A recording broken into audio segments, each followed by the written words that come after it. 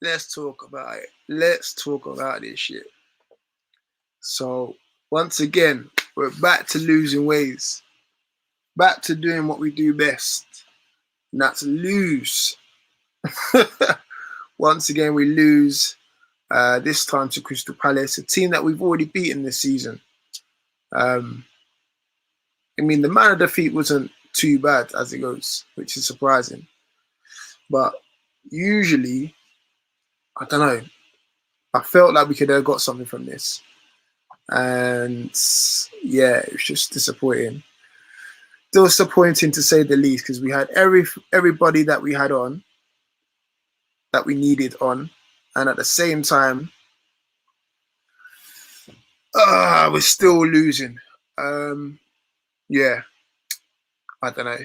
Well, I do know. Look, what I want to say, Steve Bruce, you're a petty, petty man, and the fact that you've had help brought in to help the club. Steve Bruce has had help to help the club in the form of obviously Graham Jones, and to leave him upstairs for what reason? What reason are you going to give to us? Come on, that is a story. That's my story anyway. Yes, we lost to a well-drilled Crystal Palace side who looked very well organised and all the rest of it. You know, we scored early, started well, like you said, Callum. But at the same time, let's face it, if we've got all the tools there and we've got a person, a coach that's been brought in to help the team, but yet you're sending them upstairs for what? What analysis up above, like a bird's eye view? I think that's what McLaren needs to do. Look, we know where Graham's best position is because that's the reason why, in my opinion, we got the win on Saturday just gone. Do you know what I mean? So for me now, if you're leaving a person that can help the team upstairs for what? The only thing I can think of is that too much praise was going towards Graham and not enough praise was going towards Bruce. But rightfully so, because we got a win on Saturday and today we've got an L at home. It makes no sense to me. Like, it just screams that he's a very insecure, petty man. Because again, that can't be a game plan. You have your coaches down there. You might have one of them up there, but you had Ben Dawson up there as well, who is under 21's coach, I believe, and obviously had Graham Jones up there as well. Probably our better two coaches, and it's the same backroom staff that have been losing week upon week downstairs, issuing orders and all the rest of it now. So for me, it's baffling to say the least. Evening to you, Thomas. Evening to you, Callum, as well. But yeah, overall, despite the loss, I think we played well, and I'm sure you guys can agree as well. Like, yes, we come away with no points at home. That's our sixth loss again. Sixth loss at home. But again, we came away actually looking quite positive, going for it. We actually had the team that we've all been crying out for. I've been certainly crying out for a while now on the pitch in the last 20, 30 minutes or so, with the likes of Fraser on one side, ASM on the other, which makes actual sense. It makes sense to have two wide players on the pitch at the same time, getting balls into the box. But again, then you've got to think to yourself, okay, what are we coming up against? Crystal Palace already got their 2 goals. They're already holding on to lead. They don't need to go for anything. So they're sitting back. So even though we were shuffling it side to side, if you guys noticed, it wasn't going there with no urgency. It was going there with no zip. By the time it had gone to the next person, Crystal Palace had shifted across accordingly, and then vice versa. So instead of doing that, what we should have done, and this is surprising for me to say it, brought on Andy Carroll a lot sooner, because one thing that is hard to defend against is an aerial presence like Andy Carroll. And he got his one chance, and obviously the keeper saved it. But if he had more opportunities with the likes of ASM and Fraser getting balls into the box, then you never know what we would have come away with. But overall, I just think it was disappointing. The fact that, you know, if we've got a coach that's helping, he's there to improve us, then he should be downstairs helping. Again, that's just gone to my man's ego. Like, he just didn't like it. And then B, yes, the first substitution finally has made the right substitution, because usually he does ASM for Fraser, but he's done ASM finally for Hendrick, which makes sense. Now, After that, should have just gone for it more and then brought on Carroll a lot sooner. The Gale one didn't really make any sense to me, in the sense of like, we wasn't trying to catch them on the counter, wasn't trying to catch them for pace. The whole thing was they kept very well organised, Crystal Palace, and credit to them, very well drilled. So we needed a different approach. The pacey approach wasn't working. It was moving too slow. The balls weren't zipped in enough. We wasn't breaking the lines at all. We were just going side to side to side, occasional cross into the box, headed back out, side to side to side, and it wasn't doing much. Our best chances came in the first half. I counted 3 of them. I don't know if you did.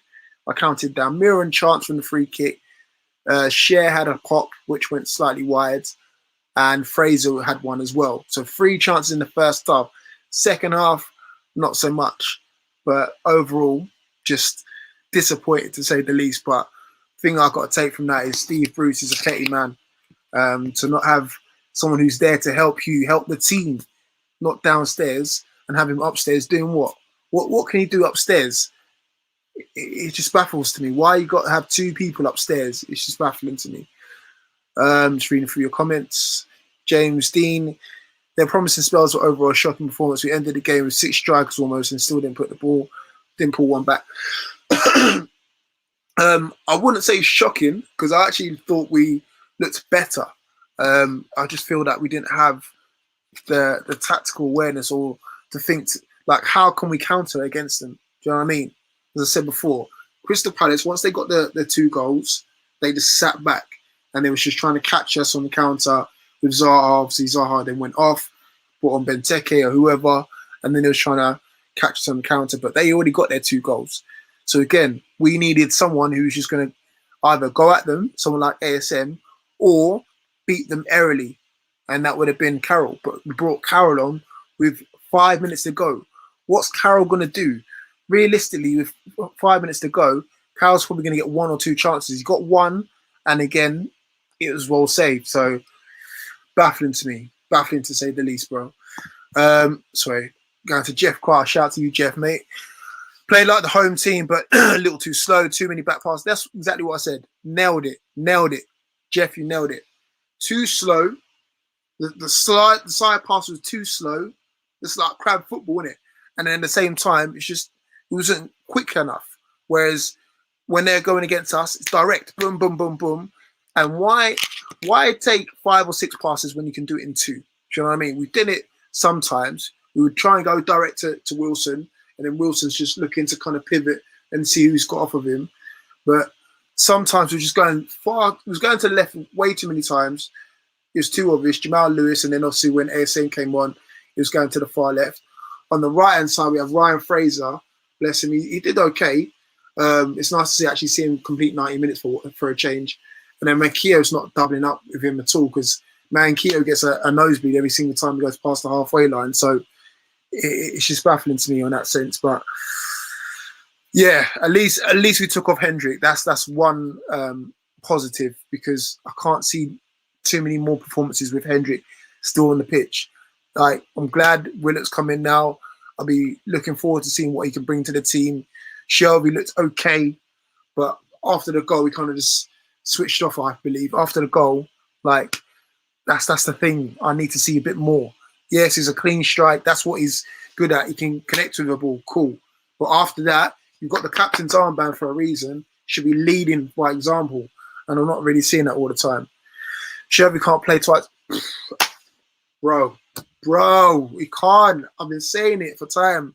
And even if he did score the goal, and what? Clean strike, cool. First minute. But all we did was really piss him off. I need to see more. I need to see energy. I need to see creativity. Like, that Hollywood ball's not going to come off every single time. So what else can you do apart from that? Like, come on, show me something. Hendrick off, ASM on, just what we wanted. He's been listening to you for. Listen, I think we've all called it. I mean, I've called it plenty of times, but it makes sense. To have our best players on the pitch gives us a chance. And the fact that I don't know, still trying to figure out now, what is it, 2nd of February now, what does Hendrick bring to the side? Because I can't see it.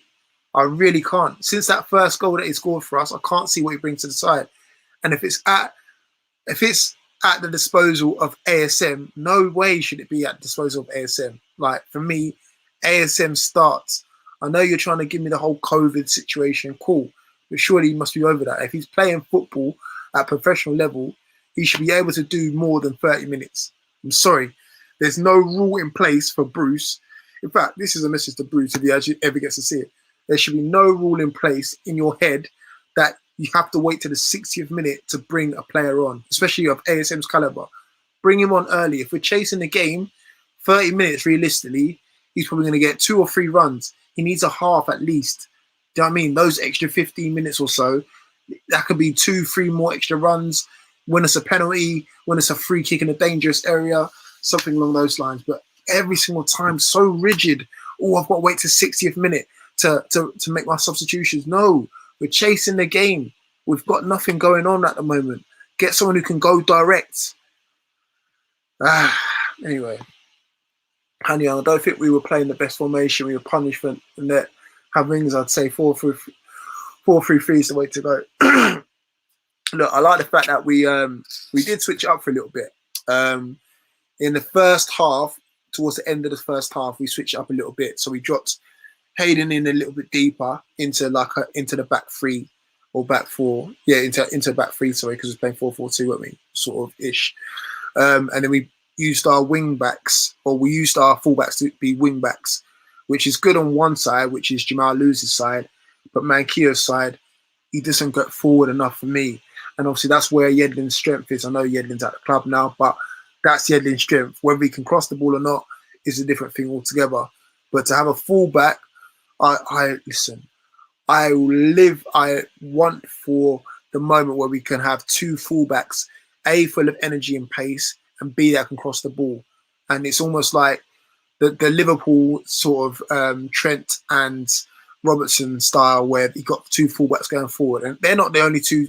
They're not the only clubs to have it. I mean, Everton have got it. Leicester have got it. I would say Man United have got it. Man City have got it. Do you know what I mean? 2 fullbacks that can go bomb forward. We're either lopsided on one side or lopsided on the other side. And I just want fullbacks that can bomb forward and cross balls into the box. And Wilson have a field day, man. I mean, look at the service that Wilson got on Saturday, and he got 2 goals from it. So that's what he needs, man. Definitely agree on bringing Carroll on early. Yeah, do you know what I mean? I'm not Carroll's biggest fan. I would rather see, obviously, Wilson start ahead of him.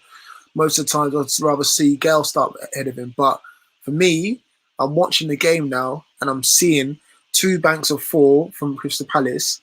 And again, we're not getting through them. Do you know what I mean? Second half, we barely had anything. So what we needed to do, we needed to make sure that we had flipping someone getting balls into the box and getting big Andy Carroll's big mug onto it and hopefully getting something on it. But we only managed to do that once, and it was way too late. Those subs towards the end were mental. Talk about throwing. I like it because it shows that we're actually trying to go for it. But it's got to be with some sort of tactical awareness, Dino. Do you know what I mean? Like the ASM one, the Hendrick made sense. Could it have been done earlier? Hell yes. Do you know what I mean? Probably could have been done at half time if I'm being totally honest, because it was 2-1 at half time, so could have gone for it a bit earlier. The Gale one for who's Gale for? Gale was for Mankio, I want to say. If I'm wrong, then I'm wrong. And then Carroll was for someone else as well. Clark, maybe. I don't know, I'm guessing. But again, yeah, they were mental. But at the same time, needs him. We're chasing the game. But I don't know. I feel like the Carroll one could have been come before Gale, and the ASM one could have come a bit earlier as well. And then let's see what happens. But now, if ASM's fit, I want to see ASM playing now. And I want to see Fraser now completing 90 minutes now. He's a professional player. It's no way that we could be halfway through the season and he's still playing catch-up in terms of fitness. Come on now. So I want to see them 2 playing. I want to see Graham Jones downstairs. I don't want to see him up in the stands like he's on punishment. What, for helping us win the game? Behave yourself, man. Relying on Fulham for us to stay up. Down the sad reality. I mean, look, I don't think we're that extent. That win against Everton's helped, but we still need to be wary. That's the thing. Definitely still need to be wary. Peter, even before, what do you think about playing Matty and Willock instead of Shelby and Hendrick on Saturday? Oh, good question, Pete. Look, I would definitely want to see Willock, and he's definitely going to be playing a lot because there's no way Arsenal would have just loaned him to us just to sit on the bench. I don't know what the deal is with Matty. I need to see more of Matty, and Sean for that matter as well. Look, I would like to see Willock for sure, probably alongside Hayden because they played it together for Arsenal, I believe, maybe in the youth team. So that would definitely be something. And then the next position, if we're playing three in the centre, it's up for grabs. No to Hendrick for sure. Matty, between Matty and Sean, really, whoever's like performing better out of those two. But for me, I've got to see some injection in the middle now. Someone who can take the ball, run with it. Not Shelby's looking for a 60-yard pass that doesn't come off most of the time. Do you know what I mean? Yes, he scored today, but apart from that, did he really boss the midfield? Did he really run the show? And he was captain today, by the way, just in case you forgot that. So to answer your question, probably yes, I wouldn't mind experimenting, but you know what, Bruce is not going to experiment too much. I reckon he'd play Willock because he has to, probably part of the contract. But at the same time, I don't think he'll go with Matty, Willock, and Hayden. He'll probably play Shelby in the middle because he loves Shelby off, doesn't he? That game was infuriating, yes, mate. James, it was very infuriating. The fact that we wait so long to make these substitutions. I mean, he's starting to learn, but I'm still pissed off that he's just letting his ego get to his head. Bring him downstairs. Bring Graham Jones downstairs. Because if we had lost and Graham Jones is downstairs, I'd be like, okay, cool. We lost with everything that we could throw at them. There's no excuses. The only player that we've got out is Lascelles, and we've had Clark as adequate to cover. But the fact that we've got someone who's been brought in, a specialist in that sense, to help you, Bruce, and you're leaving him upstairs. Well, I don't know if they're communicating via walkie-talkie, but that's dead, bro. That is dead. Even for the Newcastle United needs to be getting more points in games like this. They're dropping too many points at home and running out of games. They can realistically pick up points. Yeah, I know. Sorry, got a bit of a cold. Yeah, it's just annoying. It is a bit annoying, but it is what it is, man. We've got Southampton on the weekend, I believe, and they've just got thumped by Man United 9-0. So God knows how Hasenhüttl is still in a job. You can't take 2 9-0 losses in your career and still being dubbed as a decent manager. But hey, yeah, definitely need to be taking points in games like this, especially coming off the back of a good win against a really good side. Baffling, mate. Just baffling. If we get relegated, I'll be delighted because we might win some games. Yeah, in that note, just bear me 2 seconds. I'm going to invite some people in. So give me 2 seconds.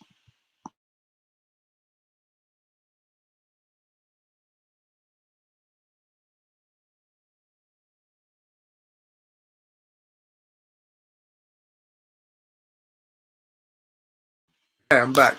Yeah, so just invite some people in, just see if they want to come in and have a little chat. Yeah, you know what? As I said, when we was in the Championship, what was that, 4 or 5 seasons ago? That was probably one of my better days as a Manchester United. Need to say Manchester United fan, as a Newcastle United fan. Because again, we was actually winning games. I was turning up to games confident, thinking, yeah, we're going to win. And that was actually one of the better seasons that I've had as a Newcastle United fan. Since we've been in the Premier League, yeah, had some good times on the Rafa, but it's still kind of, you still had things luring over us, like a potential takeover. Is Rafa going to stay? All of that nonsense. And yeah, I would listen. If we go down, obviously it'd be disappointing, but at the same time, like you said, we might actually win some games in the Championship. What we saying, Keith? Newcastle United need to manage games better in games when they're leading in. I mean, it was leading barely for any time, innit? Do you know what I mean? We're leading, but I still don't feel like we're convincing. Do you know what I mean? I don't feel like we can slow it down and play to our own pace and go for the second and kill off games. Do you know what I mean? I don't feel like that. I feel anytime we're winning, I feel like we're lucky to be actually in a winning position. Does that feel weird? I don't think other teams feel like that. Like whenever whenever we scored a goal, especially in the last couple of games, I feel like, wow, we actually, am I dreaming? And that shouldn't be like that as a fan. One word, frustrating. Yeah, I know. So much potential in the last game, even in the start of this game, in the game previous to that against Leeds. Obviously, those 20 minutes gave us so much joy, or joy, hope, should I say? But to see that, frustrating once again. Hugo, Selby, Hendrick, and Shelby are two lost puppies looking for it. They just can't. They can't get it together. You can't play two midfielders that are pretty much like for like in the sense of they've got no pace injection. Like one of them should be going forward. One should be sitting. Do you know what I mean? Look at the centre midfield pairings that we've had over the years. Like we've had Kabai and Tiote. That's probably like one of the better midfielders that I remember of recent years. Do you know what I mean? Kabai could go forward, spray it, take free kicks, all the rest of it. Tiote, just a destroyer, just destroy everything, and he could still pick a pass as well. I had a ping on him as well. God rest his soul. And that for me. That's a partnership in itself. We've had it over the past quite recently with Shelby and Hayden, but I feel that was more effective in the championship because that was a level where Shelby could get by just sitting deep and pinging balls. Whereas in the Premier League now, you've got to offer a little bit more. You've got to offer that pace injection. Whereas Hayden's the one who's going to be sitting deep and destroying. Do you know what I'm saying? So I welcome Hayden and Willock if we do get to see that. I reckon probably we'll get Shelby in there as well as a midfield three. So if Shelby wants to be the one sitting spraying, Willock's the one to be bombing forward and making things happen. And if we've got ASM on the same pitch, along with Miggy and along with Fraser, then things might be looking good. That's what I'm going to say on that one. Seeing Carroll come on that late was probably the most frustrating thing tonight. It was. Sorry, I need some water.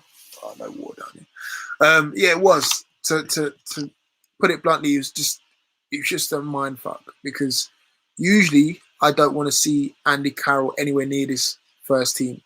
But in games like this where they're sitting so deep, they're pretty much on their penalty box or in their penalty box. Like the only thing is to either get Carroll to head it directly towards goal or knock it down and then hopefully get some scraps off the end of it. But it just wasn't to be, man. Just wasn't to be. Shelby and Hendrick offer very little. Yeah, talked about that already. What we do in the second half, so slow. It must be frustrating for ASM coming on because he's the only one that we look to. And then what they do, they just double up on him. We'll look for Hendrick next game, I'd say. Yeah. Yeah, it's a direct like-for-like replacement in terms of centre midfield, but I still want to see ASM in there somewhere. So I don't know how that would work, if that means Fraser for ASM. But I would love to see Willock in the team, see what he can do, Hayden in the team, Fraser in the team, ASM, and Miggy. So that probably means Shelby's going to be dropped, but I doubt he would be dropped. But I would like just to see how it works because, let's face it, we've tried everything else. Willock's got to play. So let's see what happens, really. I really don't like Newcastle playing on Tuesday night. They've lost 3 in a row in the last month playing on Tuesday night. Great stats as always, Keith, but I don't think it's Tuesday nights that we need to be wary of. I think it's just the fact that we can't change accordingly to suit our team.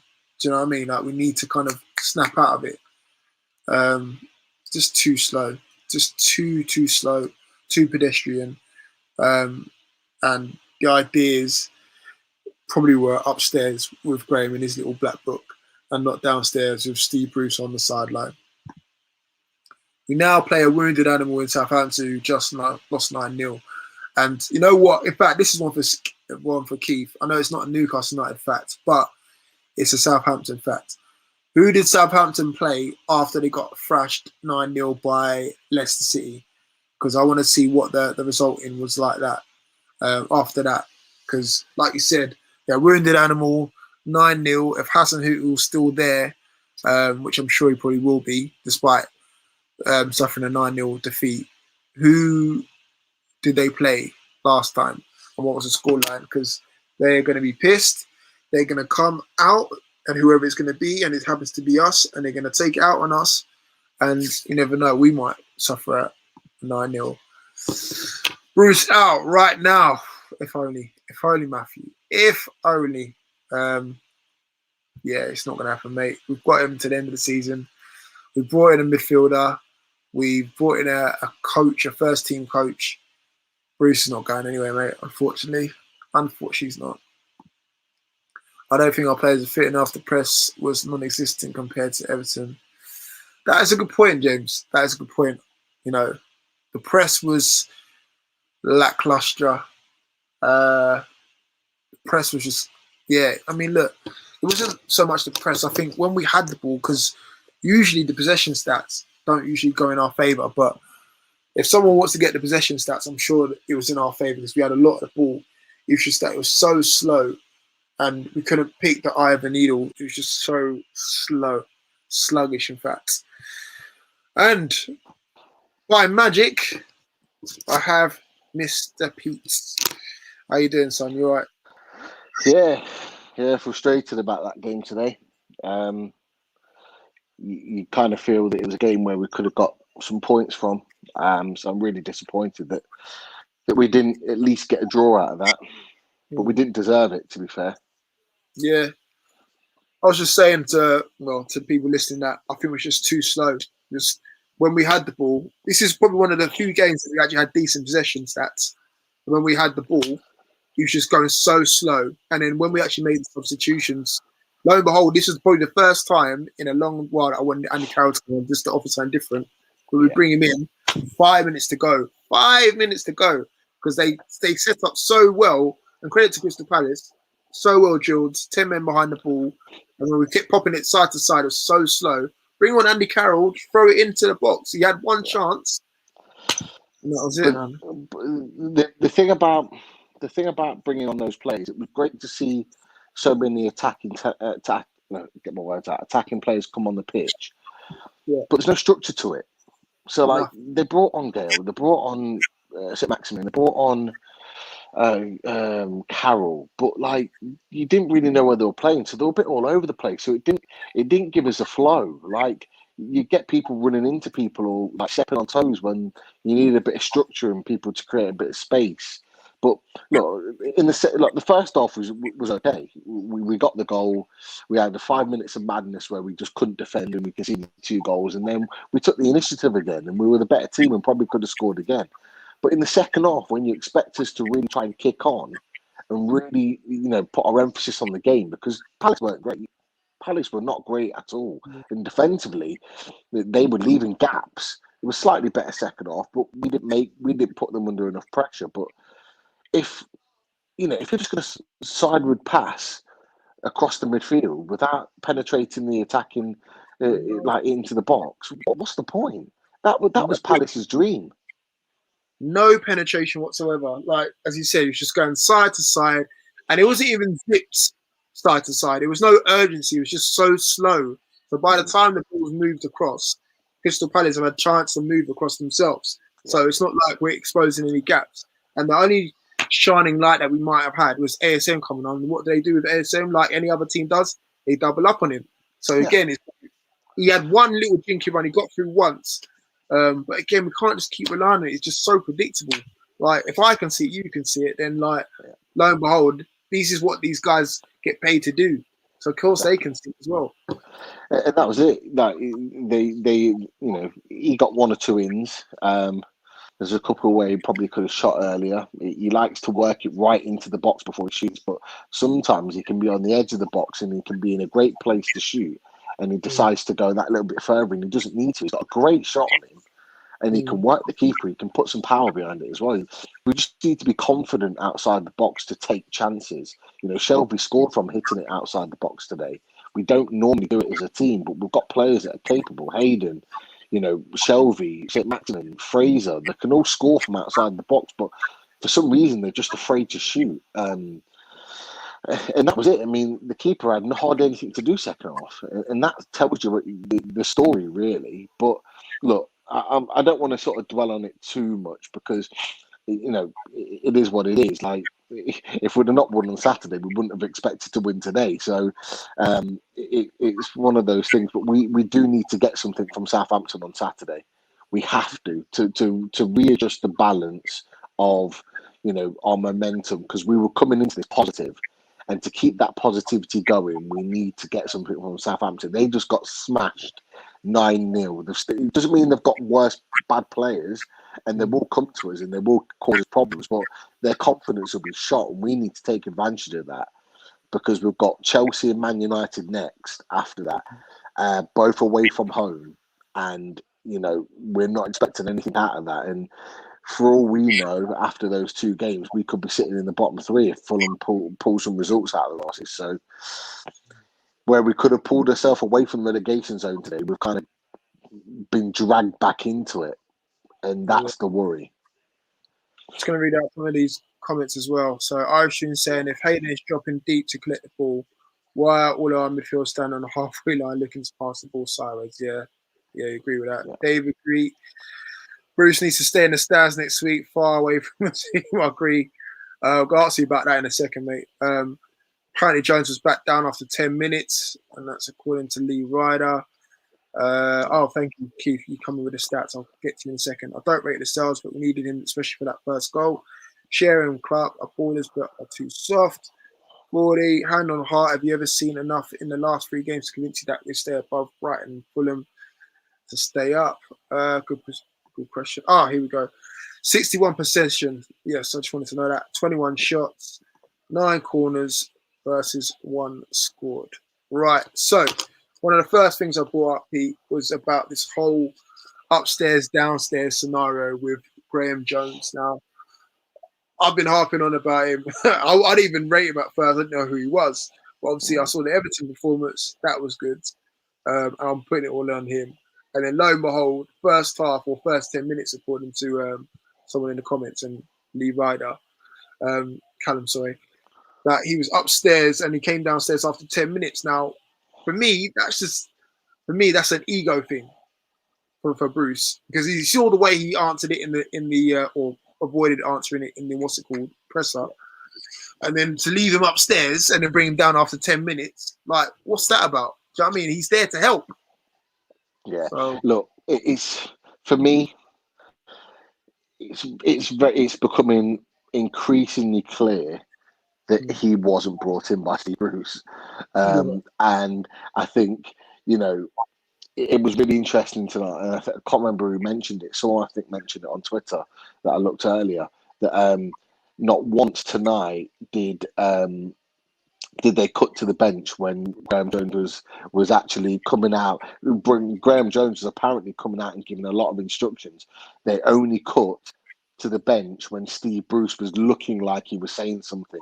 So I think it's been said by the club to do that. And I think they're probably given Graham Jones a task, look, just to see how we set up in the first 10 minutes, go upstairs and have a look how we set up and how the formation's going, blah, blah, blah, blah, blah, to give him that task to push him away, to make the point that they're still in charge. And it's so clear.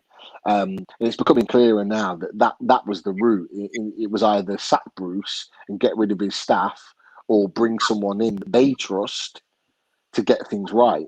And I think that's what it is. And it's all going one way. Look, it's either going to be the takeover goes through and we have a new manager and they all go, or it doesn't go through, and in the summer, with a year to go on his contract, they look to move him on, or he looks to move on himself, and Graham Jones stays and works with whoever the new manager is that comes into the club. And I think that would be the case. I can't see Bruce seeing out his last year of his contract. I said back in November I didn't think that he'd see out the season. I do think he'll see out the season now, just because Mike Ashley's so focused on this arbitration and winning this arbitration that he just doesn't want to put any more money into the club. And that includes paying out his own money to sack a manager. Yeah. But look, I said it on the on UFC Matters on the other stream this evening. I said, after about 25 minutes of watching the Everton game on Saturday, I looked and I thought, we just look so different. I thought, I've seen this somewhere before. I remembered. I've been watching Bournemouth. It's like watching Bournemouth. Bournemouth, honestly, the reason why Fraser and Wilson look so comfortable playing that formation is because they played it before and they know how to play it. And they were literally set up exactly the same way. And that just convinces me that that was Graham Jones that came in and did that. Because obviously he was at Bournemouth with them last season. He created the structure and the way of playing. So all he's done is come in and said, right, this is the way to get Callum Wilson scoring goals, to get Fraser into the game, to get Miggy into the game playing. Because Miggy's effectively the Josh King of the forward three. Because he's the only one that's missing from Bournemouth last season. That's it. So, and he's basically playing that same way. And to be fair, for long parts of today, 61% possession. When have we Yes. had 61% possession in a I'm game saying, before? I know we had a lot of possession in this game because I haven't seen it in a long while. Us actually having a ball, but it's how effective you can be with it. That's the thing. Like under Rafa, we'd have low percentage of the ball, but we're more effective with it. So it swings around about with the whole possession stats. But I just remember having a lot of possession with the ball, but it just going sideways, so slowly. Yeah. But one thing I wanted to add as well, I'm sure I heard Ben Dawson was up there with Graham Jones, and again, like it seems like the old lot, all the Steves are downstairs, and anyone but the Steves are upstairs. And I'm hearing good things about Ben Dawson as well. Like he's a good coach as well, and obviously we kind of know about Graham Jones. So it's like new lot have been banished upstairs, and the old ones, the ones that have been taking L's upon L's upon L's, are still left downstairs. And I'm like, hold on a minute, can we just do a swap? Can we? They're the two best coaches. See, that's the thing. They literally are the two best coaches. So like Ben Dawson is he's like the academy coach, and he's been drafted into the first team because the first team are clearly struggling. They clearly didn't want to at the time appoint another coach, so they just promoted him. So he's basically doing both jobs, and he's actually decent at what he does, and he's had success. And obviously Graham Jones has got a track record, not as a manager but as a coach. He's always been seen as a decent coach, and did a good job with Belgium. So look, it seems like it's Bruce and his boys, and he doesn't like the outsiders, and those two clearly are the outsiders of the group. But look, it's not going to last. They'll see through this season regardless of what happens. But I can't see any of the three Steves being at the club beyond this season. I just can't see it. We'd be mad to keep them, if I'm honest. If we're looking to go forward as a club, even under Ashley, if we're looking to go forward and stay in this league, not with those three. Yeah, I'm just gonna go through a couple more comments because there's one thing that I asked for, and Statman Keith has come through. So it says Southampton played Man City at the Etihad after they lost 9-0, because I wanted to know that, because obviously now they've lost 9-0 again. We're going to come under some backlash.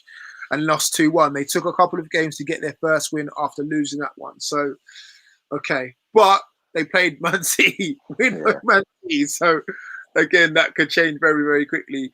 Some opinions coming in from Daniel Kane. Mankia was shit, and Lewis tonight shocking sideways backwards. Also, Clark was all tonight. ASL was shit when he came on to it. I don't think he was shit. I thought he lighted it up. I thought he gave us a little bit of intensity. I thought we were flat before he came on. I thought he gave us a bit of life.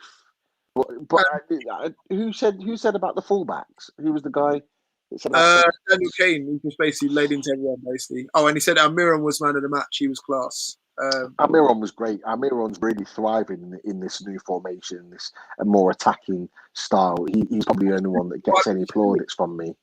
He's just moved in the right position. Just put him in the middle, like number 10, like what he should be. He's not a winger. He's not a flipping defensive midfielder.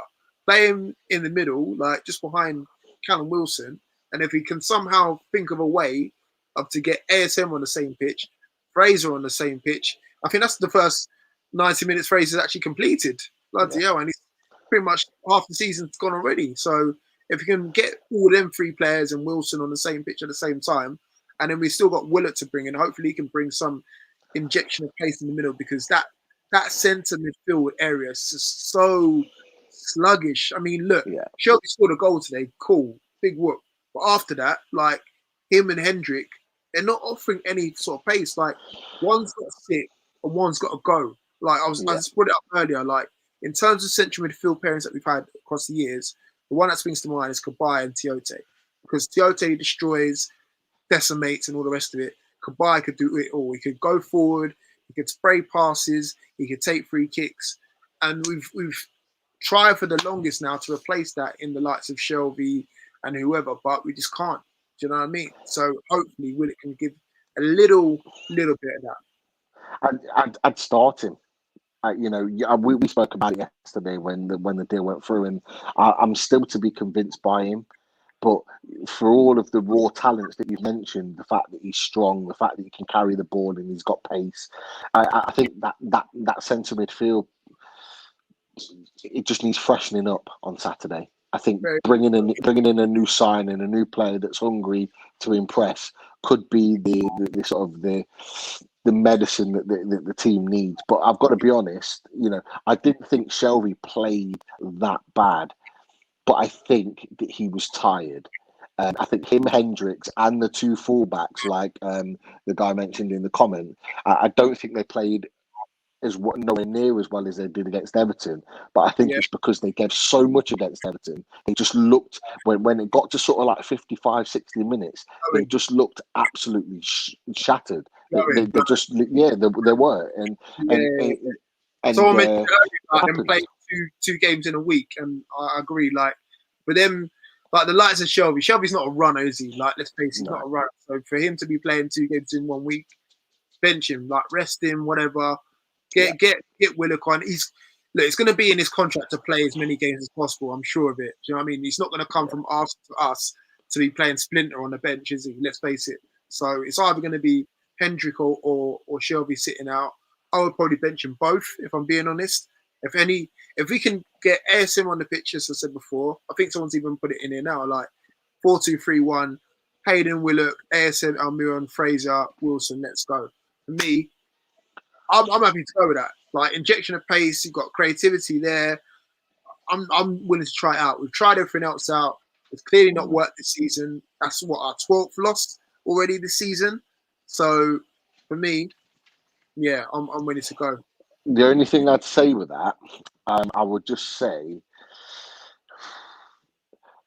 we've just changed to a new system. And I'm inclined to continue with it purely because Bruce has chopped and changed the system and the players so much this season that I think it's disrupted the players, and they've not known what they're doing and where they're supposed to be and what they're supposed to do. Even today in the loss, they were tired, but they still knew their role. They still knew where they needed to be. Up until Bruce started making loads of random changes towards the end when he was chasing the game. Up until that point, they still had a structure and a way, and they knew what they were playing. And I think we need that right now, because that's the one thing that as a club and as a team we haven't had. We're the only team in the league that doesn't have an identity, doesn't have a way of playing. But against Everton and again tonight, although we lost, we had a way of playing. We controlled the game.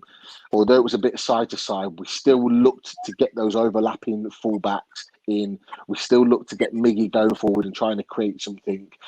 Wilson was still being a bully up there, with Almiron and Fraser in and behind him. The structure was still there, and I think we need to continue with that, because I think, look, we get something on Saturday, great. Then we get those 2 games, Chelsea and Man United, out of the way. I think we've then got a run of about 8 or 9 games that are all winnable. We've got like a nice run of fixtures again, like we did earlier on in the season, against teams that we could get something from. And that's where we're going to get the clutch of our points that are going to keep us in the league. We've got a little bit of a tough at the end run of the season, a couple of the big teams that we're playing, but we've got a run of about 8 or 9 games where we could get something. And if we've got our system and a way of playing and it's drilled in by that point, I think we'll be all right. I think we'll be okay. I think we'll get enough points to stay in the league. And I think about 32, 33 points will keep us up this season. I really do. And, what's that, 10, 11 points?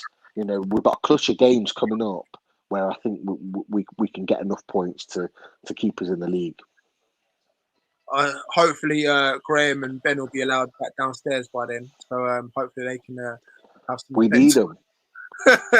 We need them as much as we need the players, because I'm still not convinced to leave things to Bruce. Like, I'm sorry, but I'm not. Like, he's had enough chances to prove us wrong, and he's not succeeded at all. And even today, for me, that's just like an ego thing. It's a bit petty as well. The fact that he's probably seen the likes of, like you said, like the cameras as well. I'm glad someone else has seen it as well. The cameras never panned to the bench like as much as they did against Everton. Do you know what I mean? They wanted to show Bruce shouting and doing all the managerial stuff. But again, I'm sure, as he said, Graham Jones was doing his bit as well. And you know what I mean? I'm into the game during those points. But it was. I was going to say it was only the Chronicle that caught Graham Jones and got a picture of him barking orders. They were the ones that caught that. It wasn't any of the TV stations that actually, like BT Sport, didn't catch it all. For me, I think that Newcastle have had a word with them and said, if you're going to cut to the bench, you need to make sure it's when Bruce is at the touchline. And you know what it's like. It's all sort of. It's all geared to be a certain way. Like they were gearing it to be Graham Jones is this new coach influenced, and that was on BT Sport on Saturday. And they didn't really. I don't think they believed it was going to blow up as much as it did. As soon as they cut to Graham Jones and the amount of images and still pictures that were put out there, I think they weren't expecting that. So that's why I think maybe Newcastle had a little word in their ear. Lee Charnley gave them a little bit of a backhander. Extra couple of £100 to the cameramen before the game. Say, look, we'll sort out your hotel stay if you just cut to Brucey a little bit more often. It's all games. It's all games. Yeah, it's all games, mate. But that's enough from us, I think, especially for tonight. Thanks to everyone who's been listening in as well. Just to confirm, obviously we've lost. Newcastle 1, Crystal Palace 2. Another defeat. But again, at least we've got Southampton to look forward to on the weekends, and where they're looking, hopefully we can get back to some sort of winning ways. But again, thanks for joining me, Pete. No worries, man. I'll speak to you soon, man. Take care. Take care. See you in a bit.